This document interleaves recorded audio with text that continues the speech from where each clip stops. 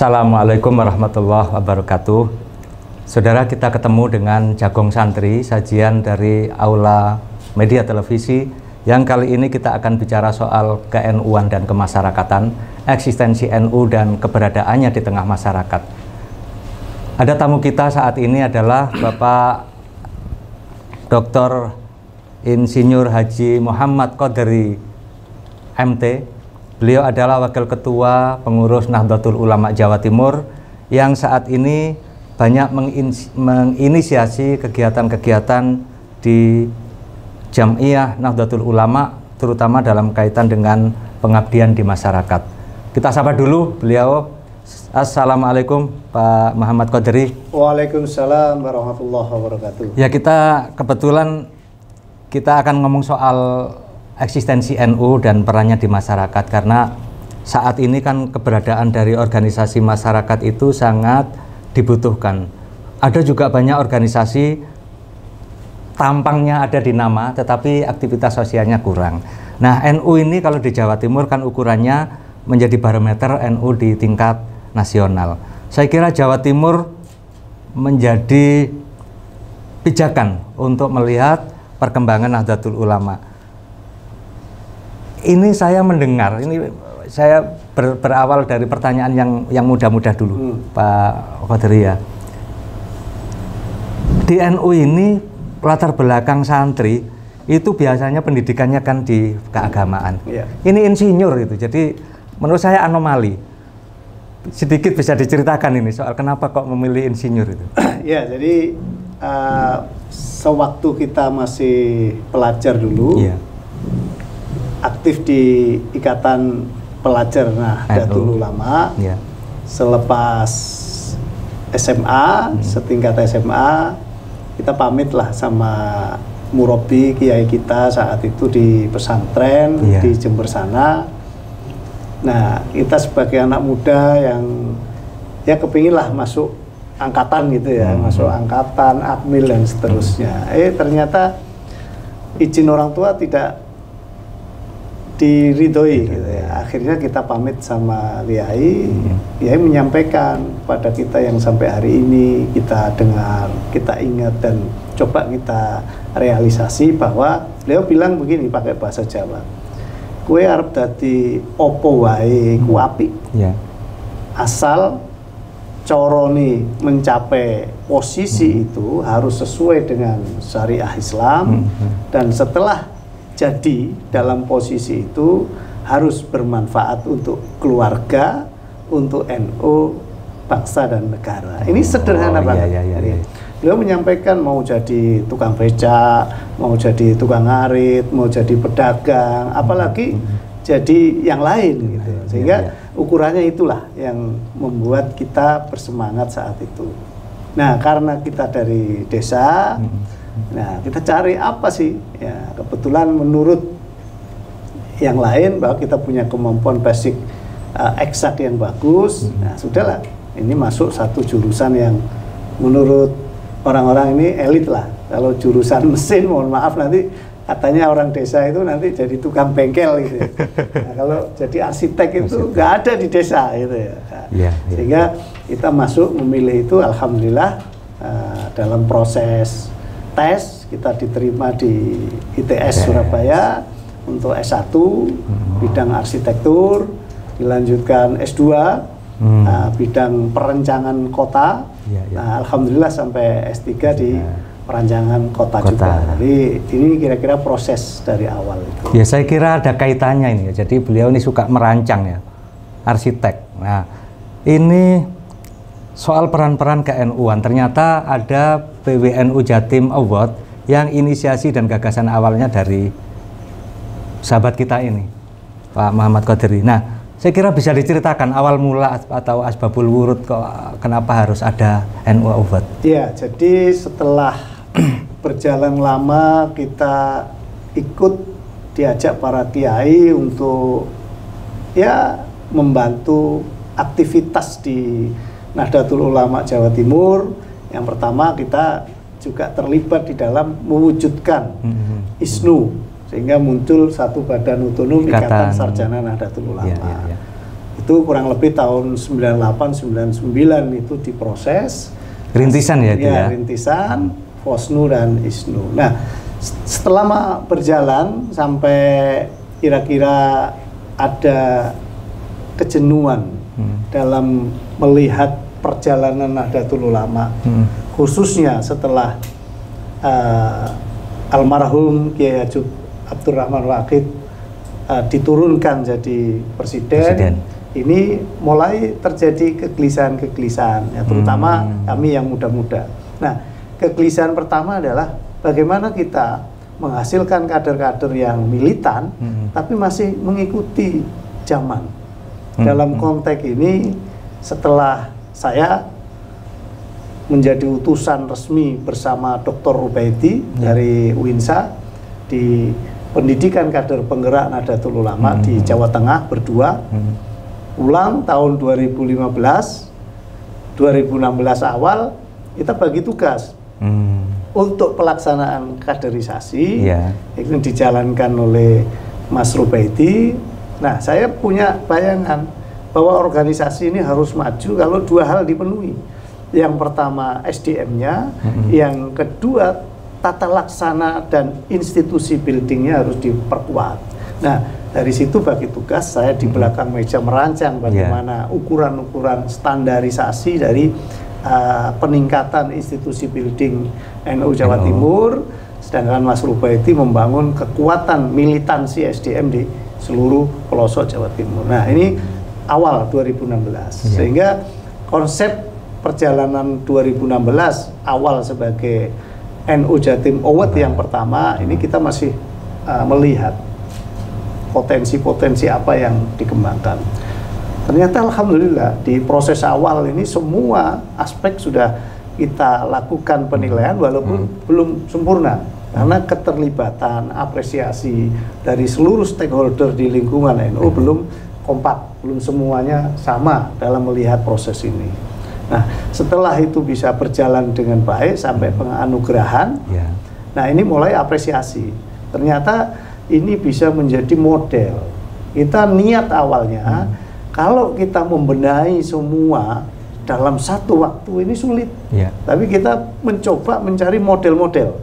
Oh, kalau mengurus NU cabang yang terbaik itu modelnya harus begini, ukurannya harus begini. Untuk mengurus lembaga harus begini. Untuk mengurus rumah sakit yang NU harus begini. Yang terakhir saat itu ada bagaimana aspirasi politik itu muncul dari ruang Nahdlatul Ulama. Itu dulu ada modelnya tahun 2016. Ya, ini saya bukan ini dulu, tapi kita perlu jeda sebentar. Jadi masih ada hal-hal yang menarik yang akan diceritakan oleh tamu kita kali ini. Kita tunggu sebentar lagi.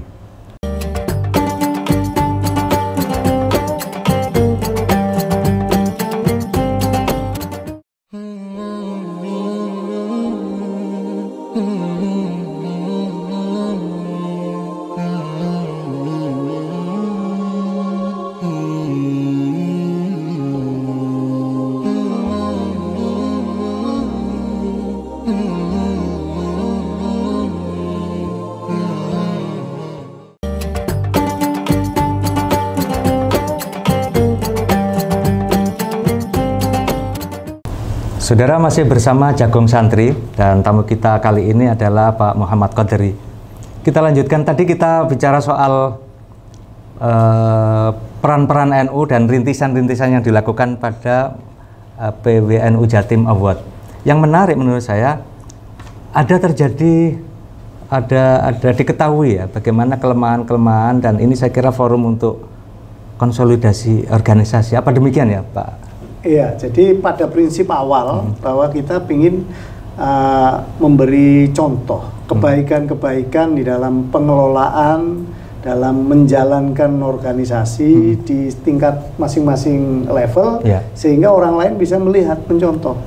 Ini yang kita sebut dengan memberikan model-model di dalam proses itu. Tentu penyemangatnya adalah apresiasi. Nah, PWNU saat itu mengapresiasi betul bagaimana mengisi hari lahir Nahdlatul Ulama dengan memberikan apresiasi kepada para pelaksana organisasi NU di masing-masing level dan masing-masing institusi. Ini penting. Nah, kita memang lebih banyak memberikan penghargaan kepada institusinya, bukan kepada person to personnya. Nah, ini penting menjadi catatan dalam proses pelaksanaan NU Award Jatim mulai awal 2016. Kira-kira begitu. 2016 ya. Jadi ini dahsyat karena setelah ada aktivitas dari Jawa Timur itu kemudian beberapa MWC baik dari Jawa Timur maupun di daerah lain di Jawa Barat itu juga kita pantau ada yang mengadakan hal serupa. Saya kira ini bisa diadopsi secara nasional ya. Kalau misalkan ada instruksi dari PB ini Pak Ketua. Ya, apa semacam itu ya? Dari 2016 yang pertama ada perbaikan yang signifikan di 2017, terus kita melakukan perbaikan dan hari ini situasi COVID-19 ini memaksa kita harus melakukan penyesuaian dengan kondisi new normal. Nah, ini penting sekali. Tapi saya punya keyakinan bahwa Qaidah Nahdlatul Ulama yang al-muhafadzatu ala qadhimis sholih al-akhdu bil jadidil aslah, bahwa kita ini NU sudah dilatih untuk menyesuaikan bagaimana apa tantangan yang ada di depan. Tentu tujuan utamanya bagaimana mewujudkan cita-cita besar Nahdlatul Ulama, yaitu mabati' khairu ummah. Tentu layanan-layanan menjadi ukuran. Nah, hari ini yang ke-5 ya. NU Award Jatim 2020 kita sudah menggunakan sistem online. Semua aplikasinya online. Nah, tentu apa yang disampaikan Mas Riyadi ini sangat mudah dilakukan di tempat lain. Untuk tahun 2018 Jawa Barat sudah melakukan. Nah, semua kisinya kita selalu diskusi bagaimana konten lokalnya bisa diangkat. Tentu ini menjadi kekuatan dari masing-masing wilayah Nahdlatul Ulama. Nah, insya Allah dalam waktu dekat ini daerah Sumatera juga melakukan. Kira-kira bulan depan itu Bali juga akan melakukan hal yang sama. Nah, tentu ini menjadi sangat penting di arena hari ini karena new normal yang pertama. Yang kedua, kita tidak bisa menafikan kecepatan teknologi. Yang kedua, organisasi ini harus dibangun dengan kekuatan keilmuan yang kita miliki bersama, kekuatan dari peradaban yang semakin hari semakin modern. Kita tidak bisa lagi kaku. Kita tidak boleh hanya mengedepankan sesuatu yang tradisi tanpa juga bisa menerima sesuatu yang bagus dan yang bermanfaat. Ini ukuran-ukuran. Contoh sederhana, rumah sakit misalkan. Orang NU hari ini sudah punya keberanian, bahkan kita sudah bisa melihat wujudnya. Rumah sakit di lingkungan Nahdlatul Ulama, khususnya di Jawa Timur, ini standar kualifikasinya sudah A. Kita tidak bisa mengukur standar kualifikasi rumah sakit dengan standar NU saja, nggak boleh. Harus standar yang dilakukan secara internasional bahkan nanti akan mendekati standar paripurna. Tentu ujungnya adalah pelayanan. Bagaimana standar kualitasnya bagus, tapi standar ke-NU-annya juga bagus. Komposisi ini yang kita selalu racik di dalam melakukan penilaian untuk memberikan apresiasi kepada institusi Nahdlatul Ulama, baik struktural maupun institusi yang sifatnya sekolah, layanan peribadatan, layanan kesehatan maupun layanan ekonomi. Kira-kira begitu. Ya, jadi tadi disebut mabadi' khairu ummah. Jadi ini konsep dari Kiai Mahfud Siddiq. Ini pada zaman sebelum datangnya Jepang ya, masih zaman Belanda. Saya kira pemaknaan dari mabadi' khairu ummah itu adalah pelayanan dari NU kepada masyarakat. NU selama ini dikenal sebagai organisasi sosial kemasyarakatan atau jam'iyah diniyah ijtimaiyah.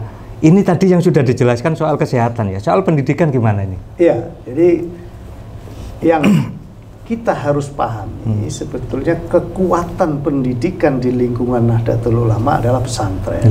Jadi kita tidak boleh meninggalkan kekuatan yang telah diwariskan oleh para pendiri Nahdlatul Ulama maupun para wali songo, karena garisnya ini jelas sekali. Nah, sehingga kekuatan-kekuatan ini harus tetap dan kalau bisa ditingkatkan.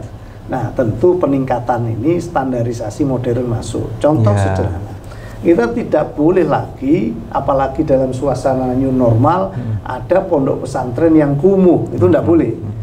Kumuh dalam konteks ini saya sangat paham karena saya ahli di bidang perancangan ya. Jadi bagaimana pondok pesantren yang sehat? Yang pertama sirkulasi udara, penataan ruangnya. Yang kedua kapasitas dari ruang itu sendiri. Nah, komposisi dari penataan, proporsi ruang, tampilan dan fasilitas yang ada ini harus memenuhi standar dari kesehatan. Nah, kesehatan santri harus mendapatkan udara sehat, santri harus mendapatkan cahaya, apalagi sekarang COVID. Bagaimana bisa dijaga jaraknya dan seterusnya. Nah, tentu ini menjadi tantangan kita hari ini, bagaimana yang menjadi core resminya pesantren, meningkat layanannya yang terukur, tentu saja ada sisi lain kurikulum. Nah, ini para ahli pendidikan ini merancang bagaimana kurikulum pesantren ini bisa juga ditambah dalam konteks pendidikan-pendidikan yang sifatnya modern. Hari ini di lingkungan Nahdlatul Ulama banyak sekali tumbuh pesantren yang mengkombinasi dengan pendidikan modern. Alhamdulillah ini menjadi hasanah yang luar biasa. Dan kalau kita lihat tren anak-anak Indonesia untuk masuk pesantren ini semakin meningkat.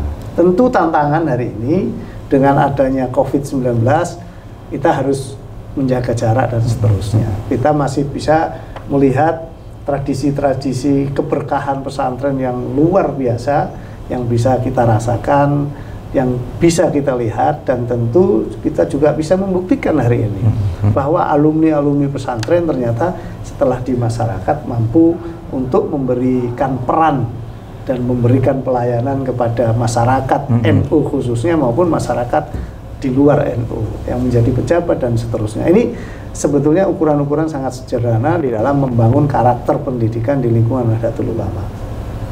Nah, ini tadi ada disinggung soal pesantren. Nah, bagaimana dengan pendidikan umum di sekolah-sekolah umum yang didirikan oleh NU? Saudara, kita berhenti sebentar, nanti kita lanjutkan.